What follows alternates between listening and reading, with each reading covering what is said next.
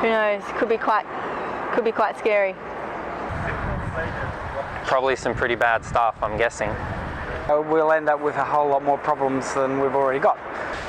Over time, we'd have a gradual increase in temperature. There'll be more extreme weather events. Sea levels will rise. They reckon in the next 5 years, if we don't switch to renewable energy, by the end of the century we're going to see no polar ice caps and sea levels raise up to 70 metres. And when the last of the ice goes, the temperature's going to kick like that. A bit like you out on a picnic with your beer in the esky, right? We're going to lose a whole lot of, not only land, but a whole lot of species. I think there'll be a lot of civil unrest, a lot of impact on infrastructure. I think everybody's just going to suffer at the end, especially the birds, the pets. Rainforest probably, will go dry. You're going to have problems with waterborne disease. I think they're starting to talk about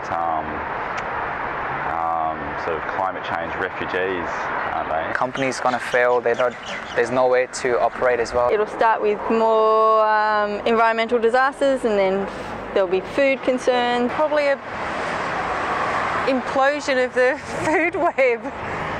Kapow. And then I'm sure we'll all die some way. I think we'd probably all carry on as we are for some time, and then perhaps there'd be such a catastrophic disaster that then we'd finally realise that it really was true. If we don't act in 50 years, it might be a post-apocalyptic disaster. That's my worst nightmare. Probably an extinction level event, and everything would go into hibernation for a long while. When I balance it against what I think might realistically happen in 5 years, it sort of tempers my concern, which is in itself incredibly concerning. You hear a lot about it, but they're always quite vague on the details. You always hear climate change this, climate change that. Is there a climate change? That's my question to you. Is there climate change? If we ignore the problem for now, eventually later we're going to pay a higher price.